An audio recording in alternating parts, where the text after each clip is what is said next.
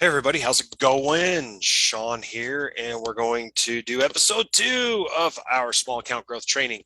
So what we do during the week is we're going to take the one rip that we had each morning and we're going to dissect it. We're going to see what we can do to do better.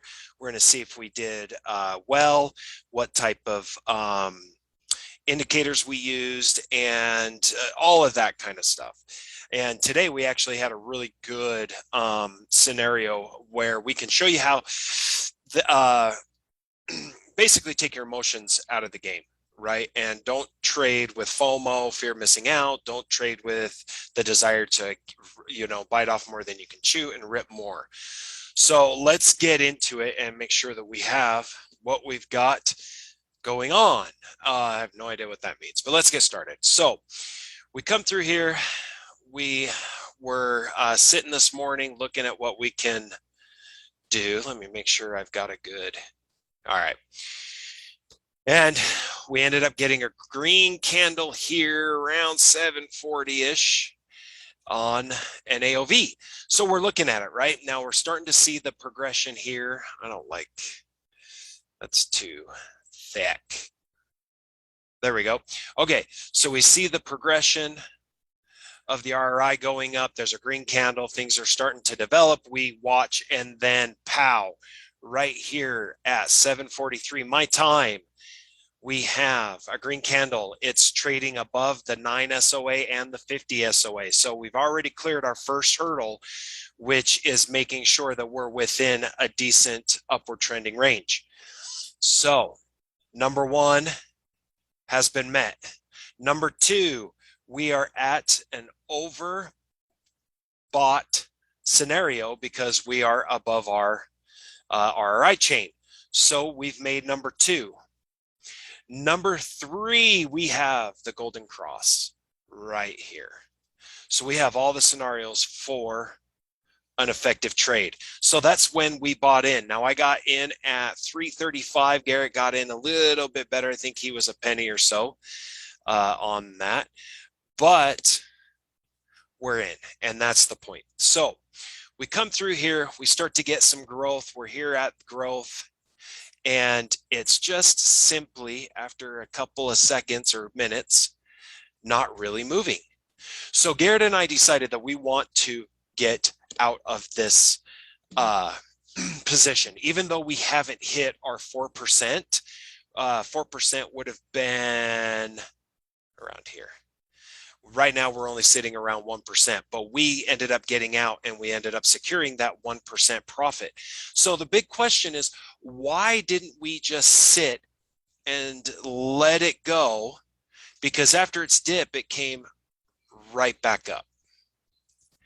And there's a couple of reasons why. And this is kind of where we really get into the idea of having a good and clear exit strategy, but also an emergency strategy if things aren't going the way that you want to, because you still want, at the end of the day, want to secure profit. Our goal really is a 1 to 4%, and really even it's just green. I mean, if I get out of this position and I only made a penny, that's way better than getting out of the position and being red, right? Trying to wait for something bigger. This is why, if you start to look, everything starts to trend down once that initial pop was done. Now, 9 times out of 10, it will clear and keep going up, and then you can secure your 4%. But you got to be cognizant of what's going on with the market, why you're in position, or at least what's going on with the stock, why you're in position. These indicators aren't just to tell us when to get in. They also kind of tell us when we need to think about getting out. So we start seeing a lot less movement in a short amount of time, and it starts to go down.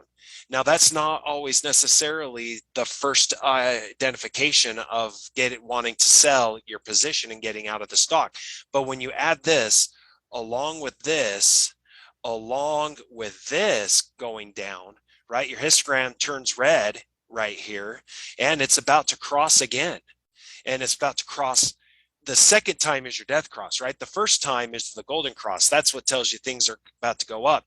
But if it starts crossing again, that means things are about to go down, and they did. So this was actually a really, really good decision on Garrett to get out of here at 339. And I agreed with him, and that's why I got out as well. Now, yeah, but Sean, it came up after the dip and you would have gotten your 4%. Here's the honest answer to that statement. Who cares? The fact that it went up after the dip is pure luck. There's no indication whatsoever that after this dip right here that it's going to go up. It could have very well just kept going down, and there's nothing that would have told you. We've got a red block on the histogram. We've got the lines crossing on the way down, and we've got red candles. There's no reason why you should think that this isn't going to go up. It's just fate that it happened to. So everything that happened after this really doesn't matter, because if you're following a good processed strategy where you start seeing things cool down and you start seeing indicators that verify that cool down, you got to get out of position. Doesn't matter if you hit your 4% goal or not. You hit 1%, you get out of 1%. Not bad, right? We're still in the green. Everything is good. We're within our goal range. And at the end of the day, we made more money than we didn't. Now, it doesn't seem like we made a lot of money because we have a really small account. I'm using these as examples of having a $100 account and seeing where we're going to be at the end of the 60 trades.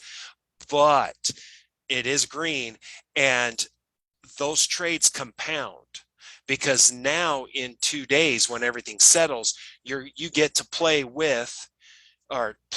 trade with the money that you used to trade and the profit that you made on that trade.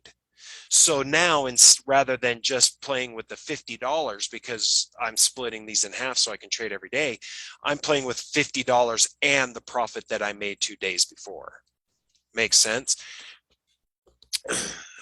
All of this, and the point is of this particular video, all of this is completely irrelevant because you absolutely have no idea what direction it's going to go based on everything telling you to get out.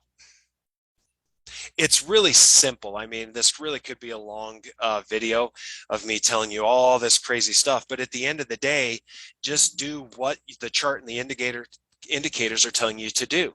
Don't think or feel outside of that particular box until you start getting a feel for the market and knowing if there are other indicators or other things that actually verify your gut instinct in staying. But there was no reason to stay into this because nothing said that it was going to go up. So we made a good decision and we made profit because we made that good decision. So once we're done, right, we close out of everything, but we got to make sure that we record our trade. So I got in at $3.35. At $50, that's not going to completely even out on shares. So you do a little math before the market hits in or before you get in, and you determine how many shares you can get as close to the amount that you want to trade. I don't do half shares. I don't buy in with at a dollar range. I buy in at share range. Don't ask me why. It's just how I like to do it. So I was able to get 14 shares, which was, you know, like $47 or something like that. And that's what I ended up trading. We had just a little bit over a 1% gain. So I made 56 cents on that trade, and I am very proud of it. And that is a great trade. Got over 1% on that trade. So I log it in here on Monday for 56 cents.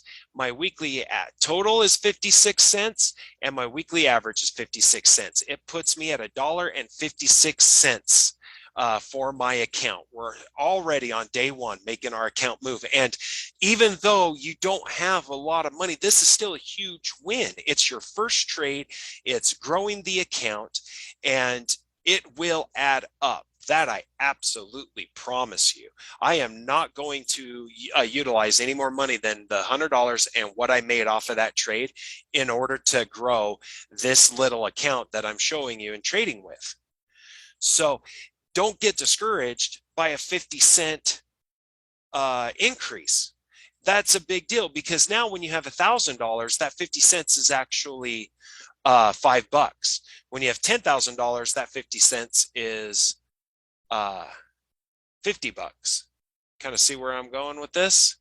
Yeah, we would rather have that 4% and hit them $2, but that's just the way things happen.